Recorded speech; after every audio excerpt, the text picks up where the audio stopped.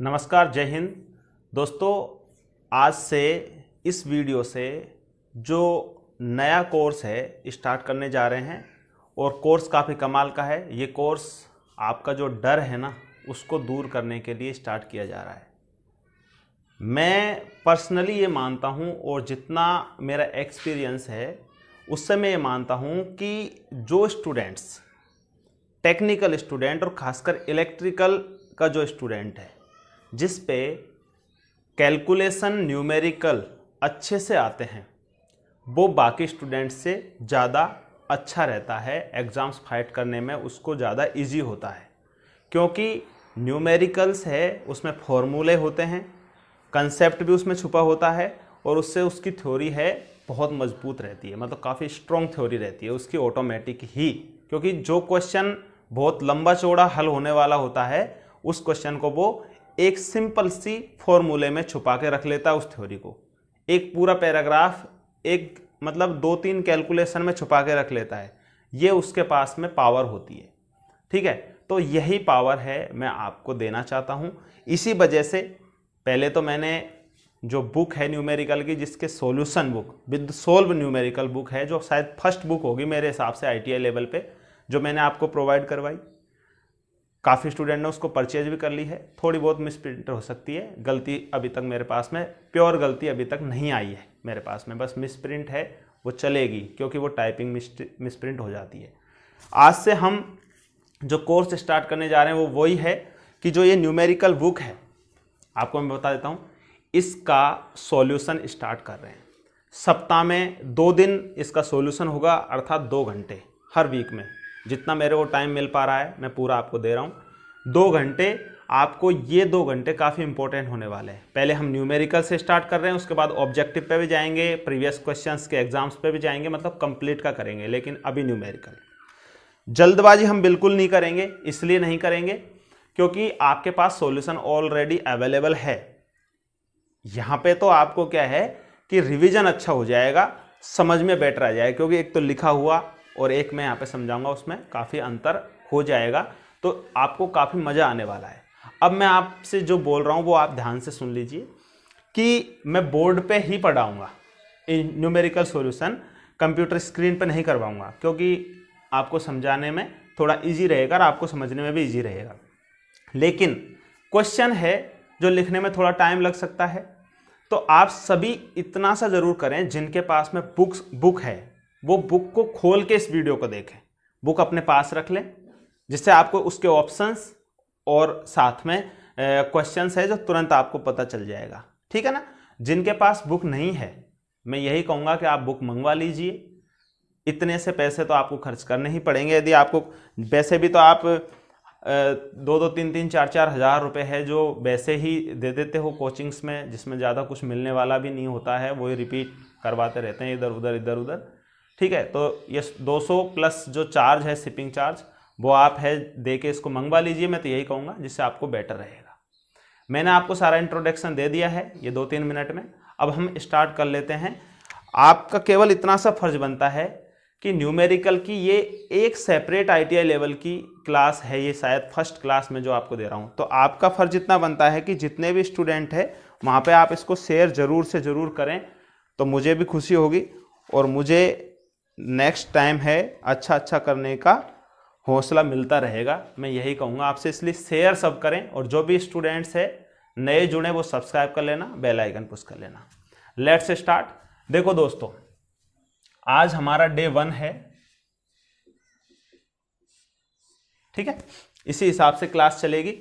और सबसे पहले न्यूमेरिकल जो बुक है उसमें चैप्टर है बेसिक इलेक्ट्रिकल, तो इससे हम स्टार्ट करेंगे। ठीक है, देखो भाई, बुक मैं भी हाथ में ले लूंगा क्योंकि बुक के साथ ही चलेंगे। क्वेश्चन नंबर 1 क्या कह रहा है, देखो, एक बैटरी 100 वोल्ट पे 500 जूल का कार्य कर रही है। 100 वोल्ट पर 500, एक बैटरी है 100 वोल्ट पर 500 जूल का कार्य कर रही है। यदि धारा का मान 0.5 एम्पियर हो तो वह कितने समय में कितना आवेश प्रदान करेगी। देखो क्वेश्चन क्या है कि ये कोई बैटरी है। ठीक है, ये 100 वोल्ट पर वर्क कितना कर रही है, 500 जूल का। क्लियर है। अब क्वेश्चन ये कह रहा है कि यदि धारा का मान, इससे जब वर्क करते वक्त करंट जो फ्लो होने वाली है वो है 0.5 एम्पियर। ध्यान से समझ लो क्वेश्चन को। तो वह कितने समय में कितना आवेश प्रदान करेगी। एक तो पूछ रहा है कितने समय में, विच टाइम। ठीक है, एक क्वेश्चन तो ये है इसका, और दूसरा है कितना आवेश, चार्ज। ये दो क्वेश्चन है। क्वेश्चन को आप आराम से देखो, जल्दबाजी बिल्कुल नहीं है अपने को इसमें बहुत आगे जाना है। मतलब एक ऐसा बनना है जो कुछ एक पावरफुल बन सके, ये चीज ध्यान रखनी है ना। तो आप आराम से पढ़ते चलें। अब देखो यहां पे कह रहा है कि विच, कितने समय में कितना आवेश। अब हमें आवेश निकालना है एक तो क्यू, और एक टाइम निकालना है। तो जो रिलेशन है वो हमें याद करनी पड़ेगी तुरंत। जैसे इस क्वेश्चन में दो रिलेशन काम कर रही है, और आपको ऐसे कैसे ट्रायंगल मिल जाएंगे बुक में, डब्ल्यू वी क्यू, और दूसरा रिलेशन है जिसमें ट्रायंगल है क्यू आई टी। ठीक है, यदि ये दोनों आपके माइंड में तुरंत आ जाते हैं तो आप आराम से क्वेश्चन सोल्व कर दोगे। जैसे डब्ल्यू वी क्यू अर्थात क्यू बराबर डब्ल्यू अपॉन वी हो जाएगा, क्यू बराबर डब्ल्यू अपॉन वी, और आपके पास सीधी सीधी राशि रखी हुई है। देखो 500 जूल तो है डब्ल्यू, और वोल्टेज का मान 100 वोल्ट है, साफ साफ लिखा हुआ है। तो 500 अपॉन 100 करेंगे तो आंसर आ जाएगा 5 कूलम। कोई प्रॉब्लम नहीं होगी मेरे हिसाब से इसमें कि 5 कूलम। अब देखो यहां पे हमारे पास में करंट ये रही, तो टाइम पूछा है, तो देखो क्यू आई टी, तो टी बराबर इस फॉर्मूले से क्या हो जाएगा, क्यू अपॉन आई। ठीक है, देखो टी बराबर क्यू अपॉन आई हो जाएगा ना, यहां से क्यू आई टी से साफ साफ पता चल रहा है। तो क्यू का मान कितना आया भाई, क्यू का मान और आई का मान कितना है 0.5। तो क्यू का मान है ये रहा, क्यू का मान 5 अपॉन 0.5, ये जीरो ये लग गई, 5 दाएं का 50, तो 10 सेकंड। ठीक है दोस्तों, विच टाइम ये हो गया, विच चार्ज ये हो गया।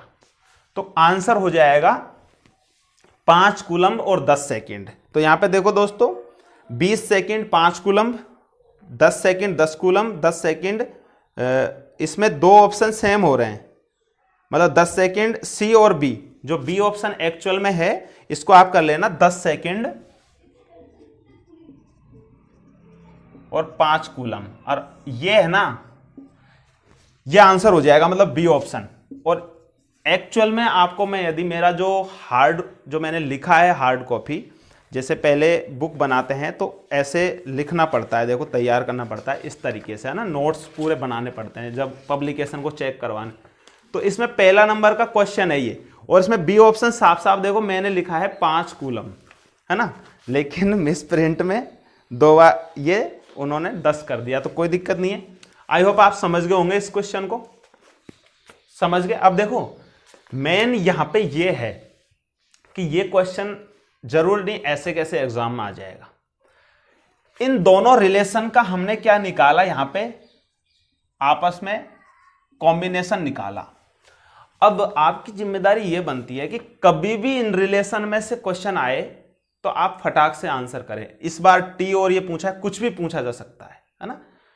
हमारा न्यूमेरिकल का मतलब यह है कि सारी चीज क्लियर होनी चाहिए। ऐसे नहीं कि ये क्वेश्चन याद हो गया और इन रिलेशन से अदर कोई भी क्वेश्चन आया और उसमें आप कुछ नहीं कर पाए, तो फिर पढ़ने का ज्यादा इंटरेस्ट नहीं आता है। तो इसलिए आप यही चीज कोशिश करना कि पढ़े ना तो बिल्कुल बारीकी से पढ़ना। ओके, नेक्स्ट क्वेश्चन नंबर 2 देखो दोस्तों। यदि किसी परिपथ में 1 एम्पियर धारा बहे तो कितने इलेक्ट्रॉन्स बहेंगे। ये नॉर्मल क्वेश्चन है लेकिन काफी डिस्टरबेंस करते हैं। देखो यदि किसी परिपथ में 1 एम्पियर धारा बहे तो इलेक्ट्रॉन्स कितने होंगे, है ना, कितने इलेक्ट्रॉन्स फ्लो होंगे। क्वेश्चन ये है, कोई सर्किट है उसमें 1 एम्पियर, अब यहां पे देखो, आप समझना इस क्वेश्चन को, काफी मजा आएगा कि ये ट्राइंगल है क्यू आई टी, ठीक है। आई बराबर क्या होता है यहां से, क्यू अपॉन टी, अर्थात एक कूलम्ब चार्ज प्रति सेकंड फ्लो हो, एक सेकंड में एक कूलम, यही हुआ ना, प्रति सेकंड का मतलब एक सेकंड, तो करंट का मान 1 एम्पियर होता है, राइट। इससे आप ये चीज, तो ये डेफिनेशन इस फॉर्मूले से निकाल सकते हो ना, कि एक कूलम चार्ज प्रति सेकंड फ्लो हो तो करंट का मान, आई का मान 1 एम्पियर होता है। ये चीज तो आपके समझ में आ रही होगी आराम से। मैं चाहे लिख भी दूं यहां पे कि एक कूलम का चार्ज प्रति सेकंड फ्लो हो तो धारा का मान 1 एम्पियर होता है। अब देखो, है ना कमाल की बात, इतनी बड़ी लाइन लिख दी इस फॉर्मूले से। अभी मैं 5-10 लाइन लिख सकता हूं जो आप थ्योरी में याद रख सकते हैं ना। अब यहां पे देखो, इंटरेस्टिंग बात यह है बंधुओं कि यहां पे एक कूलम चार्ज की बात की जा रही है, तो ये जो कूलम चार्ज फ्लो हो रहा है ना, एक्चुअल में क्या है, एक्चुअल में ये इलेक्ट्रॉन्स ही तो है। जो चार्ज फ्लो होता है चालक में, ऐसा नहीं कोई बाहर से चार्ज आ रहा है, कहीं कोई चार्ज अलग से थोड़ा आ रहा है, वो इलेक्ट्रॉन्स है, वही तो फ्लो होते हैं, वही चार्ज है, ठीक है। अब एक कूलम चार्ज फ्लो होता है, उसमें यहां पे साफ साफ लिखा है 1 एम्पियर, मैंने यहां 1 एम्पियर लिख दिया है। इसका मतलब एक कूलम चार्ज निकालना है हमें, तो यहां पे इलेक्ट्रॉन्स ही चार्ज है ये। अब एक इलेक्ट्रॉन्स की हम बात करें तो उस पर तो 1.6 × 10⁻⁻19 कूलम होता है चार्ज, लेकिन यहां तो एक कूलम चार्ज की बात की जा रही है, कितने इलेक्ट्रॉन्स तो तभी निकलेंगे। तो यदि एक इलेक्ट्रॉन्स का चार्ज ये है, तो एक कूलम्ब इलेक्ट्रॉन्स का चार्ज निकाले हम, मतलब एक कूलम के लिए कितने इलेक्ट्रॉन्स चाहिए, तो सिंपल सी बात है कि यदि हमें एक इलेक्ट्रॉन्स पे ये चार्ज है, तो एक कूलम निकालने के लिए 1/1.6 × 10⁻⁻19 करने पड़ेंगे, तभी निकलेगा, क्योंकि ये तो बहुत कम है, -19 है। एक से इसकी वैल्यू कितनी कम है, बहुत ज्यादा कम है। मतलब एक कूलम चार्ज के लिए एक इलेक्ट्रॉन्स का चार्ज बहुत कम है, इतना कम है, देख लो। तो हमको इकाई निकालने के लिए इसमें भाग देना पड़ेगा। जब इसका भाग देंगे तो आप कैलकुलेशन कर सकते हो कि ये ऊपर चला जाएगा, भाई ये 10⁻19 तो ऊपर चला जाएगा, तो आप इसको ऐसे भी समझ सकते हैं कि 1/1.6 × 10⁻19। जब आप इसमें भाग दोगे तो फाइनल वैल्यू निकलेगी 1 कूलम बराबर 6.25 × 10⁻18 इलेक्ट्रॉन्स, ये वैल्यू निकलेगी, ठीक है। अब यहां पे ऑप्शन देखो क्या है, ऑप्शन है पॉइंट, ये सेम ऐसे कैसे ऑप्शन नहीं है, ऑप्शन है 0.625 × 10⁻19। ऑप्शन देखो क्या है, ऑप्शन है 0.625 × 10⁻19, बी ऑप्शन है 1.6 × 10⁻19, ठीक है, 1.6 × 10⁻−19, और डी ऑप्शन है 0.625 × 10⁻−19। अब ये तो बहुत सिंपल से ऑप्शन है, -19 तो आएगा ही नहीं ना, -19 कैसे आ जाएगा, -19 यहां तो प्लस में है 19 ही। तो अब देखो 1.6 है, ये इसका वैल्यू होता ही नहीं है, यहां तो वैल्यू 6.25 है, तो ये भी नहीं होगा। और देखो जब संख्या कम करते हैं तो घातांक बढ़ती है पॉजिटिव में, ध्यान रख लेना। जैसे हम पॉइंट को इधर लेके आते हैं तो इसका मतलब इस संख्या को घटाया है, घातांक में 10 की घातांक में घटाया है, तो ये इंक्रीज होती है। तो इसको यदि मैं ऐसे लिखता हूं तो इसको मुझे ऐसे लिखना पड़ेगा, ठीक है। तो आंसर हो जाएगा इस क्वेश्चन का ए ऑप्शन, बिल्कुल करेक्ट है ये वाला ए ऑप्शन, ठीक है। टाइम चाहे क्वेश्चन में लगा हो लेकिन मजा आया होगा। यहां 2 तरीके से क्वेश्चन पूछा जा सकता है, एक तो नंबर ऑफ इलेक्ट्रॉन्स पूछे कितने इलेक्ट्रॉन्स हैं, एक तो ये पूछे कि भाई कितने इलेक्ट्रॉन्स फ्लो होंगे। एक ऐसे भी पूछा जा सकता है कि इतने इलेक्ट्रॉन्स है, इतने इलेक्ट्रॉन्स है तो करंट कितनी होगी। अब ये हुआ ना कमाल, इस लाइन को याद रखोगे तो आराम से कर दोगे। मैं कहूं कि इतने इलेक्ट्रॉन्स फ्लो हो रहे हैं तो करंट का मान कितना होगा, तो आप कैसे आंसर देंगे। एक कूलम चार्ज प्रति सेकंड फ्लो हो तो धारा का मान 1 एम्पियर होता है, अर्थात 1 कूलम चार्ज में तो 6.25 इंटू 10 घात 18 इलेक्ट्रॉन्स फ्लो होते हैं। अब मैं कह दूं कि 62.5 इंटू 10 घात 25 इलेक्ट्रॉन्स फ्लो होते हैं, तो फिर क्या करोगे? तो फिर हम ये करेंगे भाई कि हम 6.25 है उसको तो 1 कूलम मान रखा है ना, तो हम ये निकालेंगे कि कूलम कितना है। कूलम कितना है भाई, कूलम हमारे पास आ जाए तो टी तो हमारे पास 1 सेकंड देना ही है प्रति सेकंड में, तो जितने कूलम हो जाएंगे इसका भाग देंगे उतनी एम्पियर हो जाएगी ना। सिंपल सी बात है, कर सकते हैं। तो एक तो ये क्वेश्चन ऐसे आ गया, एक नंबर ऑफ इलेक्ट्रॉन्स देके आपसे यदि कोई करंट निकलवा ले या फिर कूलम भी निकलवा सकता है, क्योंकि यहां पे देखो प्रति सेकंड फ्लो हो, 1 कूलम का वैल्यू हो तब 1 एम्पियर होता है। यदि 1 कूलम से ज्यादा बढ़ जाए, जैसे आपसे आपका आंसर आ रहा है 1.6 कूलम, तो 1.6 कूलम कितना हो जाएगा? 1.6 एम्पियर हो जाएगा प्रति सेकंड फ्लो हुआ तो। क्लियर है ना? इस तरीके से आगे देखो नेक्स्ट।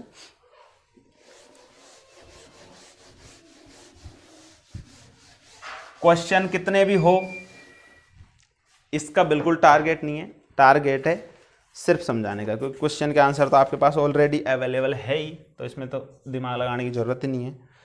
क्वेश्चन नंबर 3 देखो, 2 समान आर प्रतिरोध श्रेणी में बी बोल्ट से जुड़े हुए हैं। देखो 2 समान आर है, ठीक है, और ये जुड़े हुए हैं बी बोल्ट, मतलब यहां पे वोल्टेज ये दे दिया, और 2 समान आर के हैं ये ना, ये भी आर है और ये भी आर है। ओके, उनका शक्ति खपत P है, ये दोनों है जो पावर है इनका, उसको हमने मान लिया P। अब इनको यदि समान प्रतिरोध समान वोल्टता के साथ समांतर में जुड़े, यदि यही रेजिस्टेंस है, इनको किस में जोड़ दिया? समांतर में, और वोल्टेज भी वही है, ये ध्यान रख लेना, ये भी आर ये भी आर, तो पावर कितनी होगी? कितनी पावर होगी, क्वेश्चन ये है यहां पे। अब देखो दोस्तों, आप इसको कई प्रकार से कर सकते हैं, आंसर सेटिस्फाई मतलब आंसर से आ जाना चाहिए, बस यही है। यहां पे क्या हो रहा है, 2 आर है और P है, यहां पे 2 आर है, वोल्टेज क्या है? वोल्टेज तो वही है। अब देखो जो P होता है वो V²/R होता है। क्लियर है भाई, P बराबर V²/R हो रहा है, लेकिन यहां वैल्यू P है, यहां पे वैल्यू कितनी है? P है। अब इसको आप ये समझ सकते हैं कि ये वैल्यू है जो P निकलेगी। अब यहां पे हम P बराबर V²/R करेंगे, तो इसका V तो क्या है? देखो यहां पे जो V लगाया है टोटल वो ही रहेगा, यहां पे भी V है वो टोटल रहेगा, लेकिन इसका R है जो घटेगा कि नहीं घटेगा? बताइए आप। इस R से ये R टोटल R निकाल रहा हूं मैं, तो ये घट जाएगा। तो एक तो सिंपल सी बात ये है कि इसकी पावर तो बढ़ने वाली है, क्योंकि V यहां पे है वही भी यहां पे है, लेकिन R यहां से यहां पे जो R होगा वो 2R होगा, जबकि यहां का जो R होगा वो R/2 होगा टोटल RT। आप V को वो का वो रहने दीजिए। तो देखो इसका यदि हम 2R और इसका R/2 करें तो इसमें और इसमें डिफरेंस साफ साफ कितने का आ रहा है? 4 का आ रहा है। P बढ़ेगा, ये क्लियर तो मैंने फर्स्ट में कर दिया, लेकिन कितना बढ़ेगा? जैसे यहां पे वैल्यू है जो मान लेते हैं R बराबर 1 है, ठीक है, तो इसको मैं कर देता हूं इंटू 1 से मल्टीप्लाई, ठीक है, कोई दिक्कत नहीं है ना। 2 इंटू R इंटू N हो जाएगा, और इसको हम 1 ले लेते हैं, मतलब वोल्टेज बराबर 1 वोल्ट ले लेते हैं, 1 इंटू 1 तो ये हो जाएगा 1/2 वाट, ठीक है। अब यहां पे आ जाओ, यहां पे देखो V का मान तो वही 1 ये रहना है। अब R कितना है? 1/2 मतलब 0.5, तो क्या हुआ? 1, ये हो गया 5 दूनी 10, ठीक है। अब देखो 0.5 और 2, इन दोनों में कितना गुना ज्यादा हुआ है? 4, 5 चौके 20, तो 4P, इसका आंसर आ जाएगा 4P। जब भी कोई क्वेश्चन सोल्व करे ना इस तरीके का, एक तो ये सेटिस्फाइड कर लो पहले ही कि ज्यादा कौन सा होने वाला है। जैसे मैंने यहां पहले डिसाइड कर लिया कि इसका P ज्यादा होने वाला है, तो इस P से इसका आंसर कम आना ही नहीं चाहिए। यदि आ रहा है तो आप गलत आंसर पे जा रहे हो, क्योंकि हमने ये पहले ही कंक्लूजन निकाल लिया है कि P ज्यादा ही आएगा इसका, क्योंकि वोल्टेज समान दे रहे हैं हम, रेजिस्टेंस की वैल्यू समान है, तो रेजिस्टेंस पैरेलल में कम होने वाला है, ठीक है। तो और एक यूं भी समझ सकते हैं आप सिंपल सा, कि इन दोनों रेजिस्टेंस को पूरा वोल्टेज मिल रहा है, मतलब ज़्यादा वोल्टेज मिल रहा है, जबकि इन को इस वोल्टेज से डिवाइड होकर मिल रहा है वोल्टेज। जब वोल्टेज कम मिलेगा तो पावर है वो तो कम रह ही जाएगी ना बेचारों की, क्योंकि पावर तो दोनों में जुड़ने वाली है, इसमें भी जुड़ेगी इसमें भी जुड़ेगी। क्लियर है? आई होप आप समझ गए होंगे इस क्वेश्चन को। नेक्स्ट क्वेश्चन देखो, क्वेश्चन नंबर 4। दो प्रतिरोध पहले समांतर में जुड़े वे बाद में श्रेणी में, दोनों के परिणाम का रेशो क्या होगा जब आर समान हो। बहुत सिंपल सा क्वेश्चन है कि पहले तो हमने क्या समांतर में जोड़ा है, दो रेजिस्टेंस है उनको पहले तो जोड़ दिया समांतर में, ये लो जी समांतर में जोड़ दिया, जैसे कह रहे हैं वैसे ही कर रहे हैं। उसके बाद में श्रेणी में जोड़ दिया, पहले वाला ही क्वेश्चन है, थोड़ा सा डिफरेंस है।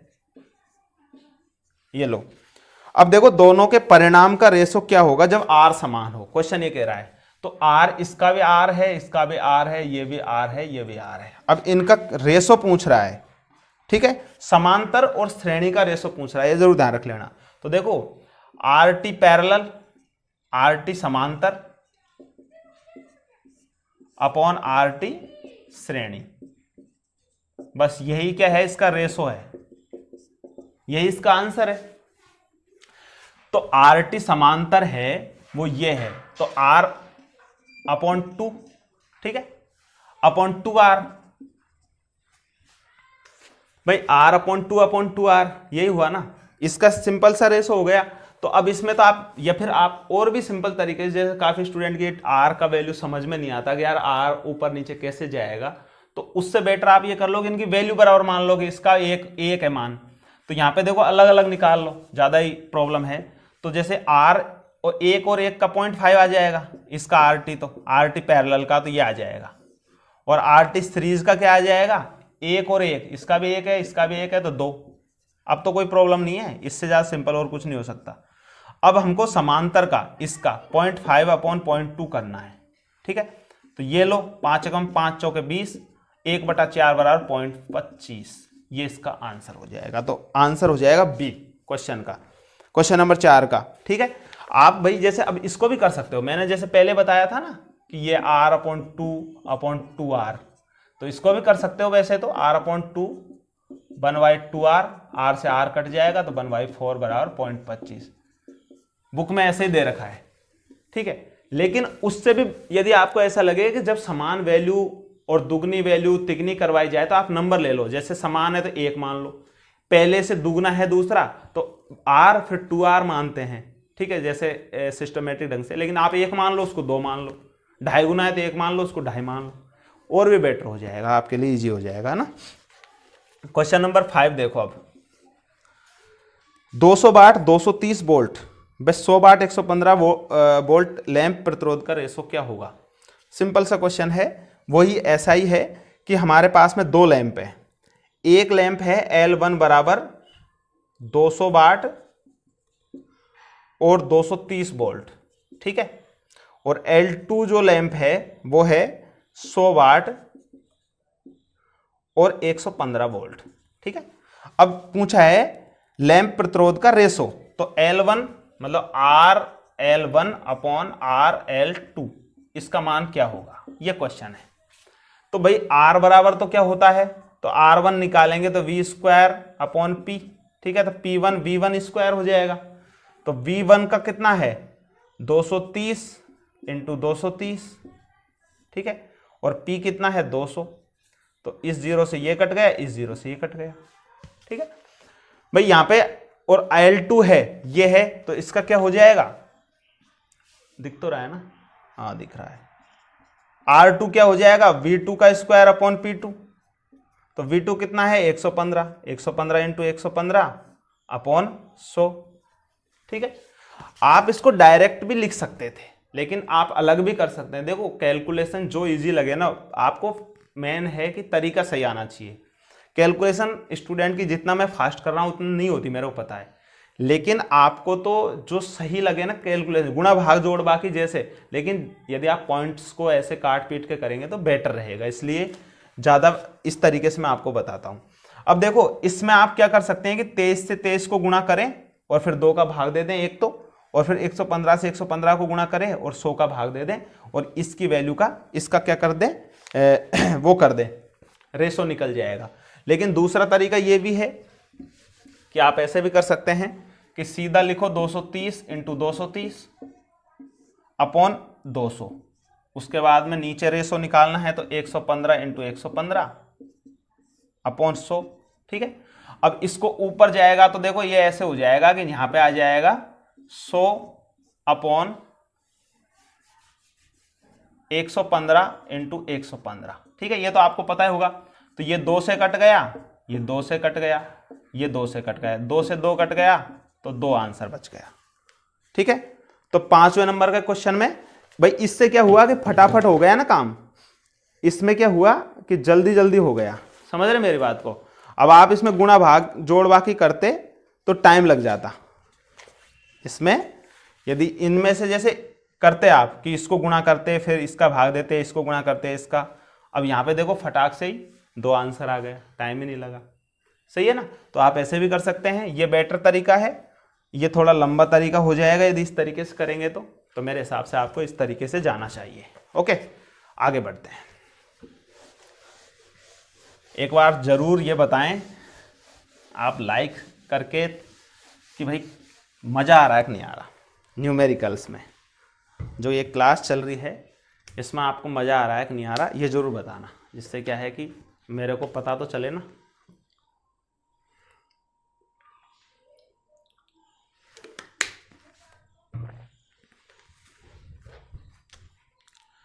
आगे देखो बंधुओं, ये अच्छा क्वेश्चन है। 6 नंबर क्वेश्चन है कि 1 किलो ओम और 1 वाट प्रतिरोध श्रेणी में जुड़े हैं। देखो 1 किलो ओम 2 है, मतलब एक रेजिस्टेंस ये है और एक रेजिस्टेंस ये है। ओके, और ये दोनों किस में जोड़ दिए हमने? श्रेणी में जोड़ दिए। 1 किलो ओम का है, 1 किलो ओम का है और दोनों एक वाट का है। ये 1 वाट का है और ये भी 1 वाट का है। ठीक है, यहाँ वोल्टेज है, श्रेणी में जोड़ दिया। उनका संयुक्त आर बाय पी क्या होगा? तो संयुक्त आर तो आप बहुत इजी में कर सकते हैं, मतलब आर इक्विवेलेंट बराबर क्या हो जाएगा? आर इंटू एन बराबर क्या हो जाएगा? 1 इंटू एन मतलब 2, तो 2K। ठीक है, तो 2K तो आंसर क्लियर सा हो गया, कोई दिक्कत वाली बात नहीं है ना। अब इसमें क्वेश्चन पूछा है कि उनका पी क्या होगा? पी है ना, कंप्लीट पी, पीटी। यहां पे एक चीज देखो आप कि 1 वाट और 1 वाट क्या होता है?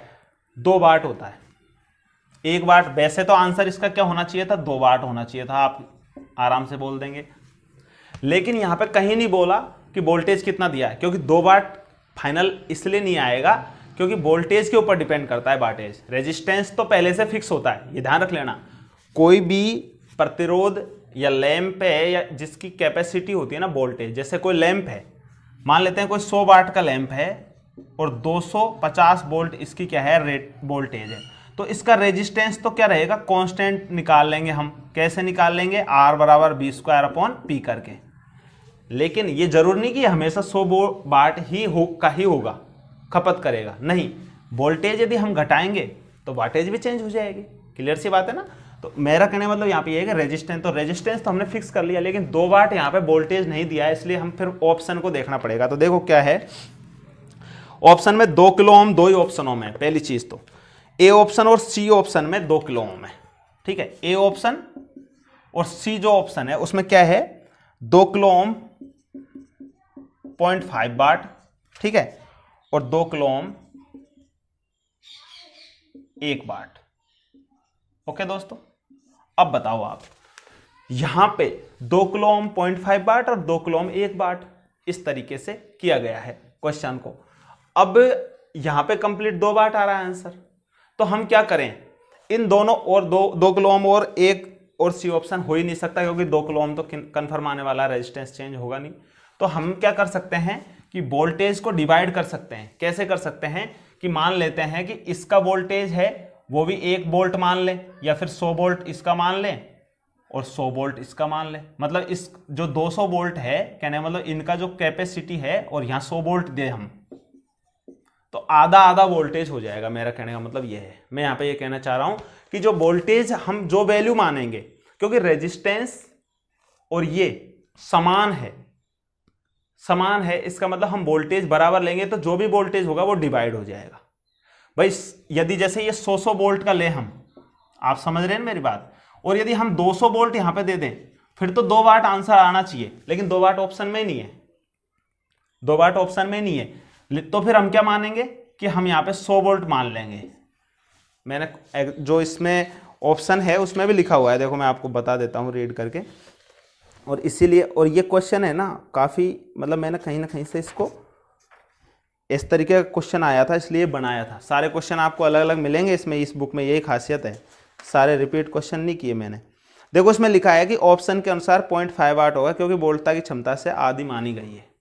जो वोल्टता है साफ साफ लिखा हुआ है इसमें कि वोल्टता की क्षमता से आधी मानी गई है, जरूर, क्योंकि ऑप्शन में हमको ए और सी में जाना है और आधी माननी ही पड़ेगी, आधी हमको क्या करनी पड़ेगी, माननी पड़ेगी। तो इस वजह से फिर ए ऑप्शन क्या हो जाएगा, 0.5 वाट से सही हो जाएगा। आप ऐसे कैसे लिखा हुआ है देख लो इसमें 6 नंबर क्वेश्चन में, है ना।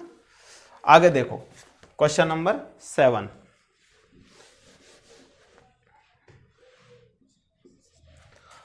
क्या है, देखो भाई, 3 ओम के 3 प्रतिरोध त्रिकोण में जुड़े हैं, किन्हीं 2 भुजाओं पर रेजिस्टेंस क्या होगा। वेरी सिंपल क्वेश्चन, आप कई बार पढ़ भी चुके होंगे कि एक रेजिस्टेंस ये है, एक रेजिस्टेंस ये है, एक रेजिस्टेंस ये है, ठीक है।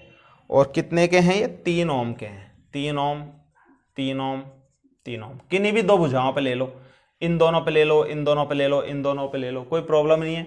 तो देखो जब भी 2 भुजाओं पे लेंगे तो 2 श्रेणी में जुड़ेंगे, ये सिंपल है। जैसे हम यहाँ पे लें, ठीक है, इस जगह पे लें तो ये दोनों श्रेणी में हो जाएंगे, ये वाले, तो इनका हो जाएगा 6 ओम। 6 ओम के 3 समांतर में है तो 6 × 3 अपॉन 6 3 9, 3 3 9, 3 दूनी 6, ठीक है। क्लियर है भाई, ये फॉर्मूला तो याद है ना आपको। समांतर में फॉर्मूले कौन कौन से होते हैं, देखो समान मान के हों, समान मान पे कौन सा लगाते हैं समांतर में, R/N, ठीक है। यदि कॉमन फॉर्मूले की बात करूं मैं, समान, तो कौन सा है, RT बराबर 1/1/R1 plus 1/R2 plus 1/R3, ये कॉमन फॉर्मूला है, ठीक है। उसके बाद में यदि 2 असमान मान के हो तो R1 R2 upon R1 plus R2, ठीक है, 2 असमान मान पे लग जाएगा। यदि 3 असमान मान पे हो तो 3 असमान मान पे कौन सा लगेगा पता है, ये लग जाएगा R1 R2 R3 upon R1 R2 plus R2 R3 plus R3 R1, ये 3 असमान मान पे। तो ये फॉर्मूले आपको याद रखने हैं, समान मान सभी के लिए कॉमन, 2 असमान मान, 3 असमान मान, ठीक है। समांतर में ये फॉर्मूले आपको याद रखने हैं, ये फॉर्मूले इंपॉर्टेंट है। तो यहाँ पे 2 क्या है भाई, ये दोनों तो 1 बन गया 6, तो 6 और 3 ओम क्या है, असमान मान के, तो हमने कौन सा यूज कर लिया, 2 असमान वाला, ये फॉर्मूला हमने यूज कर लिया। और ये फॉर्मूला क्या है, R1 × R2, 6 × 3 और दोनों का योग 6 3 9 R1 प्लस R2, तो यहाँ पे 9 हो गया, 3 3 9, 3 दूनी 6, तो 2 ओम इसका क्या बच गया, आंसर बच गया। ओके, आगे देखो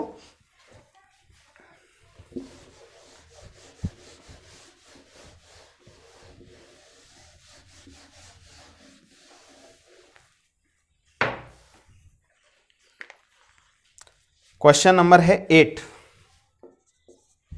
क्या कह रहा है, आर प्रतिरोध तार की लंबाई व कटाक्ष क्षेत्रफल दोगुना कर दे तो आर का क्या होगा।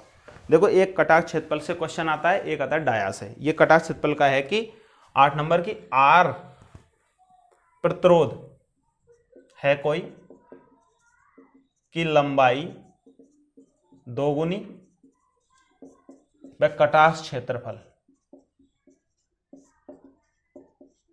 दोगुना कर दे तो मतलब आर क्या होगा, ये क्वेश्चन है।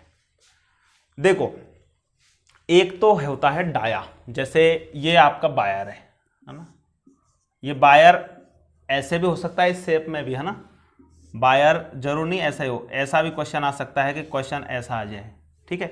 क्वेश्चन ऐसा भी हो सकता है कि क्वेश्चन इस तरीके से आ जाए कि भाई कोई वर्गाकार चालक है, ठीक है, ऐसा भी आ सकता है। क्वेश्चन, लेकिन मोस्टली क्वेश्चन इस तरीके से आता है। ठीक है, इसमें जो कटास क्षेत्रफल की बात की जाती है वो ये शेप की बात की जाती है, ये वाले की। ठीक है, तो यहाँ पे ये जो है ये क्या है, वृत्ताकार है। वृत्ताकार का क्षेत्र, वृत्त का क्षेत्रफल क्या होता है, पाई आर स्क्वायर या पाई बाई 4 डी स्क्वायर या में।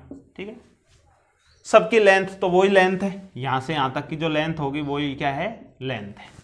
ठीक है, तो यहां पे देखो जो प्रतिरोध का नियम है वो ये है, R proportional to L upon A. ये प्रतिरोध का नियम है, मतलब लंबाई के समानुपाती और उसके जो कटा एरिया के इनवर्स प्रोपोर्शनल टू होता है, डाया का नहीं होता है।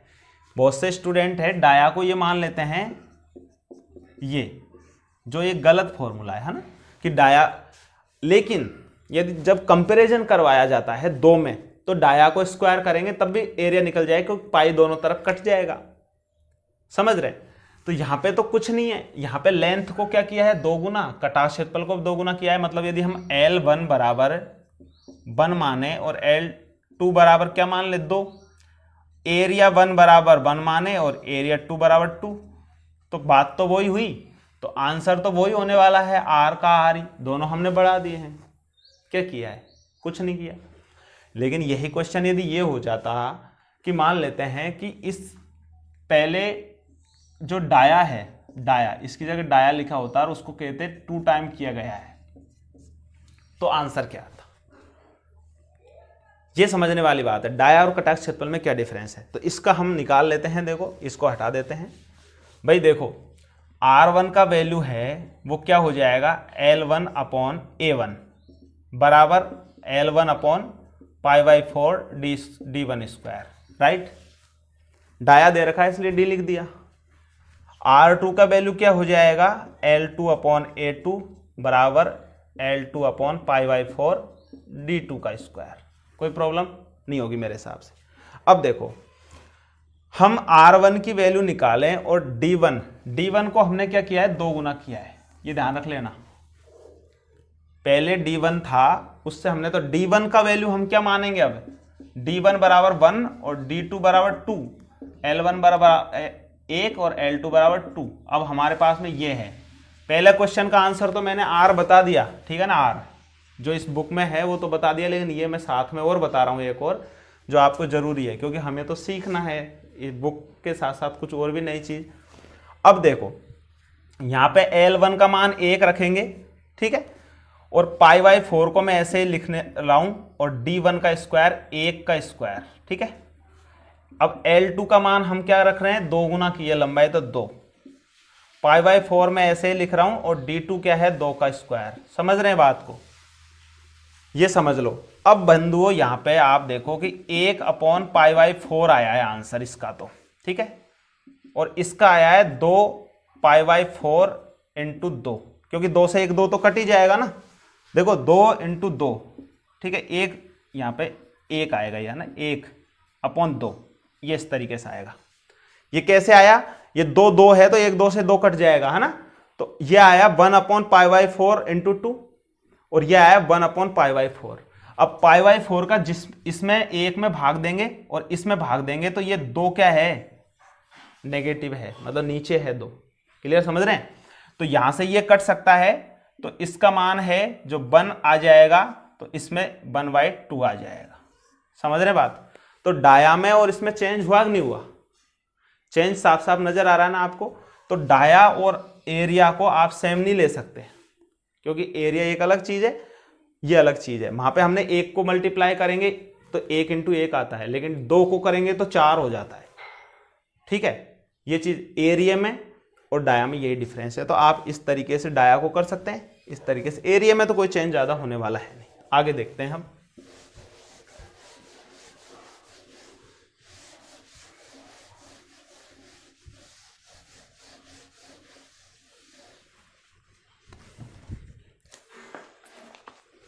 कैसी लग रही है क्लास भाई, हैं। 9 देखो, समान वोल्टेज पर 100 वाट व 25 वाट लैंप का प्रतिरोध रेशो क्या होगा। बहुत सिंपल क्वेश्चन है। समान वोल्टेज पर 100 वाट और 25, यार बहुत देखो 100 वाट है और 25 वाट है, 2 लैंप है, ठीक है। अब इनका प्रतिरोध रेशो पूछा है, लेकिन वोल्टेज समान है, तो भाई R बराबर तो V²/P होता है, तो जिसका P ज्यादा होगा उसका रेजिस्टेंस कम होगा। यदि B सेम हो, तो B सेम है ना, तो P किसका ज्यादा है? 100 वाट का। तो कितना ज्यादा है भाई? 100 वाट है, उसका ज्यादा है 25 वाट से कितना? 4 गुना है, ठीक है। तो रेजिस्टेंस इसका क्या हो जाएगा? 4 गुना कम हो जाएगा ना भाई। इसका रेजिस्टेंस है, इससे 4 गुना कम हो जाएगा, नहीं हो जाएगा? आप निकाल सकते हो दोनों का 100 वोल्ट मान लो, ऐसे कर लो, ज्यादा प्रॉब्लम है तो कोई दिक्कत नहीं है, है ना। लेकिन मैं सीधा सा बता रहा हूं आपको कि भाई यहाँ पे P है ज्यादा है, उसका रेजिस्टेंस कम होगा, तो इसका अनुपात है वाटेज का अनुपात, 25 एकम 25, 25 चौके 100, ये वाट का अनुपात है, ठीक है। तो रेजिस्टेंस का जो अनुपात हो जाएगा वो हो जाएगा 1/4, ये ध्यान रख लेना। यदि ये कंडीशन कब होती है? सेम वोल्टेज पर, ये भी ध्यान रख लेना। ये कंडीशन कब होती है? सेम वोल्टेज पर, ये ध्यान रख लेना। तो आंसर क्या हो जाएगा? 1/1/4 हो जाएगा बस आंसर। 1:4 का मतलब 1/4 आंसर हो जाएगा, ठीक है। 10 नंबर, सबसे कम रेजिस्टेंस किसका होगा? इसमें ऑप्शन लिखने पड़ेंगे। सबसे कम रेजिस्टेंस में देखो, ए ऑप्शन क्या है?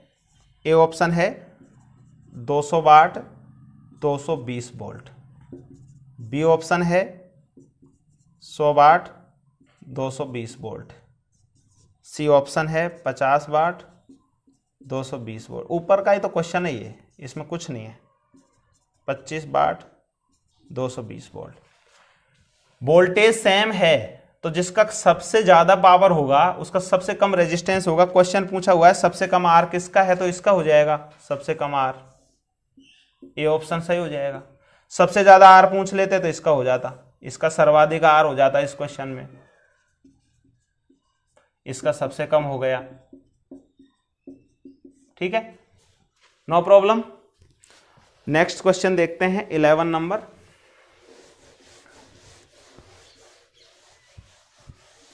अभी तक एक क्वेश्चन में मिसप्रिंट थे बस थोड़ी सी, इन मिसप्रिंटों को अपनी बुक के में साथ में करेक्शन करते चलना आप, जो भी आएगी मैं बताता चलूंगा ना।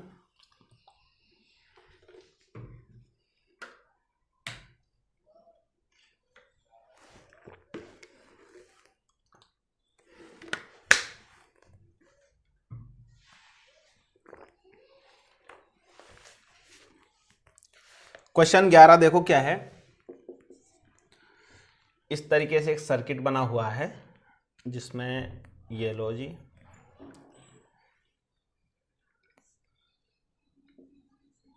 ठीक है, और यहाँ पे ये एक इस तरीके से सेल लगा हुआ है।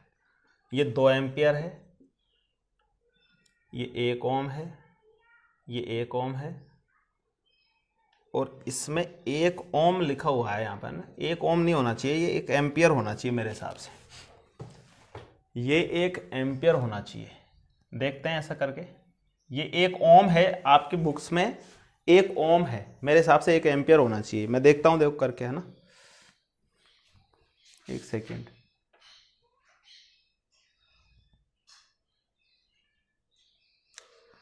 इस क्वेश्चन में मिसप्रिंट लग रही है मेरे को। 1 ओम यहाँ पे, ये 1 ओम दे रखा है ना, इस तरीके से है क्वेश्चन। 2 एम्पियर यहाँ पे है, नहीं, फिर इसमें 2 एम्पियर है, ये 2 एम्पियर। वोल्टेज पूछा है इसमें ना, वोल्टेज पूछा है यहाँ पे 2 एम्पियर। देखो सिमेट्री इसको करके देखते हैं। यहाँ पे 2 एम्पियर जारी है और यहाँ पे 1 ओम है, तो इसका मतलब ये हुआ कि इन दोनों में 1 एम्पियर फ्लो हो जाएगी। क्लियर बात है, ये तो सिंपल सी है भाई। इस क्वेश्चन को और भी आप इजी में बनाना चाहे तो इस तरीके से बना सकते हैं कि देखो ये सर्किट ऐसे है, ये ऐसे, ठीक है, और उसके बाद में बीच में ये है, फिर बाद में ये ऐसे, ये ऐसे। एक्चुअल में ऐसे है ये सर्किट, देखो ये ऐसे खोलोगे तो ऐसे आराम से बन जाएगा, है ना। तो देखो इसमें ये तीनों एक जगह मिल गए, ये और ये तीनों मिल रहे हैं ना, 1 2 और 3, ये तीनों का एक जगह मिल रहा है ना, तो ये इसका मिल गया, ये इसका मिल गया, इसका इन दोनों के बीच में। हाँ बिल्कुल, ये ऐसे है सर्किट, है ना। तो देखो इसमें 2 एम्पियर, ये 1 ओम के हैं, तो सिंपल सी बात है, इसमें 1 एम्पियर और इसमें 1 एम्पियर फ्लो हो जाएगी। यहाँ पे क्या आ जाएगी, 2 एम्पियर, ठीक है। अब इसमें ये जो जगह है, मतलब यहाँ से करंट जा रही है, 2 पार्टों में डिवाइड हो रही है करंट। एक मतलब कैलकुलेशन होता है रेजिस्टेंस में, सिमेट्री, है ना, जिसको बोला जाए। उसमें क्या होता है, किरचॉफ का जो करंट लॉ है ना, उसके अकॉर्डिंग रेशो निकाल के वैल्यूज रखी जाती है। उसमें कैलकुलेशन नहीं होता, लेकिन जैसे इसका अनुपात में कि इसका 1 है तो करंट डबल हो जाएगी, इस तरीके से। लेकिन ये सिंपल सा ही क्वेश्चन दिया है, ज़्यादा हार्ड नहीं है, इसमें वैल्यू और गलत हो गई इस चक्कर में। यहाँ पे देखो इसमें 2 एम्पियर करंट, तो यहाँ पे है जो 4 एम्पियर करंट हो जाएगी। उसके बाद में देखो यहाँ से यदि ये 2 एम्पियर इसमें करंट जा रही है और इसमें भी 2 एम्पियर जा रही है, इसका मतलब इसकी वैल्यू इन दोनों की, ये कंप्लीट ये वाली ब्रांच और ये वाली ब्रांच का रेजिस्टेंस बराबर होने वाला है। इस वाली ब्रांच का और इस वाली ब्रांच का रेजिस्टेंस बराबर होने वाला है। तो यहाँ पे 1 ओम, तो इसमें 1 है, आधी हो गई, तो इसका आधा हो जाएगा 0.5, ठीक है। तो 1 और 1 यहाँ पे आधा 0.5 और 0.5 कितना हो जाएगा, 1, तो इसके बराबर ये होगा, तो ये 1 ओम हो जाएगा, ठीक है। तो कहने का मतलब यहाँ पे ये हो गया कि ये 1 ओम का हो गया, ये 0.5 का हो गया, ये 1 ओम का हो गया, ये 1 ओम का हो गया, और करंट हमारे पास में है ही कंप्लीट। तो देखो 0.5 और 1 आधा हो जाएगा, तो 0.5 1 और 1 आधा, तो कहने का मतलब ये हो गया कि I का मान तो है 4 एम्पियर और R का मान क्या हो जाएगा यहाँ पे 0.5 ओम। तो V बराबर हो जाएगा IR से 2 वोल्ट।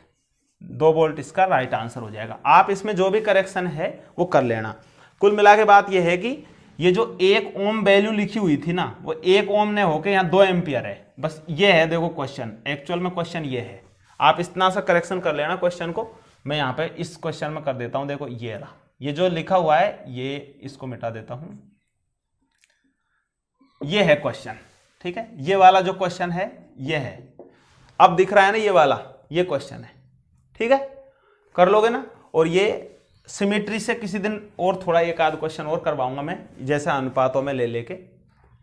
आप समझ तो गए ना इसको कैसे किया भाई। 1 ओम है, तो यहां पे भी ये 0.5 है, इसमें करंट इसके बराबर हो रही है फ्लो। इसका मतलब ये हुआ कि इसका जो वैल्यू है और इसका रेजिस्टेंस वैल्यू बराबर होने वाला है। बस ये ध्यान रखना है आपको, क्योंकि 2 पथ है। जैसे एक पथ ये है, ठीक है, इसमें कितने भी रेजिस्टेंस जोड़ दो आप, कितने भी रेजिस्टेंस इसमें जोड़ दो, उससे कोई फर्क नहीं पड़ने वाला। इसमें कितने भी रेजिस्टेंस जोड़ दो, कितने भी रेजिस्टेंस इस पथ में, यदि इसकी करंट और इसमें जाने वाली करंट, मतलब ये I1 है और ये I2 है, मतलब I1 बराबर I2 है, तो इसका जो रेजिस्टेंस है ना, अकेला रेजिस्टेंस, इन सभी रेजिस्टेंसों का योग इस अकेले रेजिस्टेंस के बराबर होने वाला है, ठीक है। क्योंकि यहां पे करंट है I1 बराबर I2 है, तो जितने भी चाहे यहां 50 रेजिस्टेंस जोड़ दो, उनका टोटल योग है इस रेजिस्टेंस के बराबर होने वाला है। ये चीज आपको यहां पे पता करनी है बस। तो दोस्तों 11 क्वेश्चन कंप्लीट हो गए और टाइम भी हो गया 50 मिनट। आज हम 11 तक पहुंचे हैं। बेसिक इलेक्ट्रिकल में 81 क्वेश्चन है बेसिक इलेक्ट्रिकल में, तो रोज के यदि 10-12 भी होंगे तो मेरे हिसाब से, लेकिन बेसिक इलेक्ट्रिकल तो बहुत इंपॉर्टेंट होता है। मैं नहीं, जब बेसिक इलेक्ट्रिकल आपका क्लियर हो जाएगा तो आगे के जो क्वेश्चन है ना, वो आपको हलवा लगेंगे बिल्कुल, क्योंकि ये सारे फॉर्मूले उसमें काम आते हैं आगे। नेक्स्ट,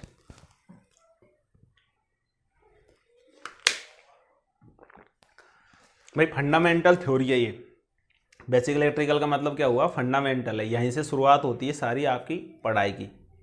जब ये चीज़ें आप जानेंगे तभी आप मशीनों के क्वेश्चंस कर पाएंगे, तभी आप नेक्स्ट क्वेश्चंस कर पाएंगे। फिर बहुत इजी लगेंगे वो, क्योंकि जो फॉर्मूला है वो, और एक यहाँ से क्या दिमाग भी फ्रेश हो जाता है। उसके बाद जब डीप जाते हैं धीरे धीरे अंदर सब्जेक्ट के अंदर, तो वो इजी लगने लग जाता है, ठीक है ना। आप जैसे अब हम AC सर्किट थ्योरी पढ़ेंगे, तो ये थ्योरी पढ़ेंगे तभी AC circuit basic electrical clear हो गया, तो AC सर्किट थ्योरी है बहुत ईजी लगने लग जाएगी।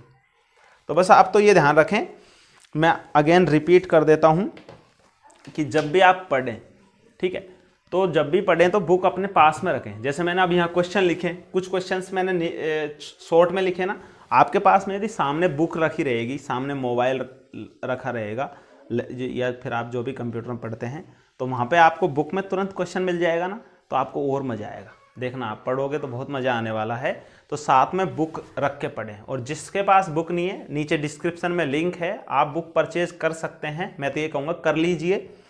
200 रुपये और शिपिंग चार्ज जो है भी, जो भी जहाँ पे दूर मंगाएंगे ज़्यादा तो थोड़ा ज़्यादा लगेगा, पास मंगाएंगे तो कम लगेगा, वो अमेजन का चार्ज है। इसकी बेस प्राइस 200 रुपीज़ है ना। तो आप मंगवा लीजिए, जिससे आपको न्यूमेरिकल, और उसके बाद देखो न्यूमेरिकल पे नहीं रुकेंगे हम, इसमें जो ऑब्जेक्टिव क्वेश्चन है ना वो बहुत ज़बरदस्त है, यूनिक है। इन सारे 3000 ऑब्जेक्टिव क्वेश्चन है ओवरऑल, 3000, इनको भी हम कंप्लीट इस बुक के बाद, लेकिन अभी न्यूमेरिकल सॉल्यूशन हो जाए उसके बाद उसको हम स्टार्ट करेंगे, ठीक है। आई होप आज की फर्स्ट क्लास में आपको बहुत मज़ा आया होगा। और जो करेक्शन साथ में बताता चल रहा हूँ उनको करते चलना। 2 क्वेश्चनों में माइनर करेक्शन है, जैसे इसमें 1 ओम की जगह 2 एम्पियर लिखना है, एक क्वेश्चन तो ये है, और एक उसमें 10 कूलम की जगह 10 को 5 बदल करना है बस। तो ये जो करेक्शन है ना, जो मिसप्रिंट है, इनको आप चेंज करते चलना साथ में। जब साथ में बुक रखोगे तो आपकी बुक भी फ्रेश हो जाएगी, जो करेक्शन है वो सारे सही हो जाएंगे, है ना थोड़े। चलो दोस्तों, थैंक यू। और इन सभी को वही अपना तो वही है कि एक बढ़िया तरीके से आप चाहें तो लिख लेना सॉल्यूशन, क्योंकि काफ़ी चीज़ नई भी बताई जाएगी। ऐसा तो है नहीं कि जो बुक में सॉल्यूशन करवाया जा रहा है सेम ऐसे कैसे नहीं होगा, वो आपको पढ़ने के लिए या समझाने के लिए अलग तरीका चलेगा। तो आप एक रजिस्टर में यदि न्यूमेरिकलों को लिख लोगे तो बेटर रहेगा। वैसे आपकी ये इच्छा है, क्योंकि आपके पास बुक है, तो मैं आपको फोर्स नहीं करूँगा इस बार कि आप लिखें इनको, है ना, लेकिन समझे ज़रूर। ओके, थैंक यू, जय हिंद।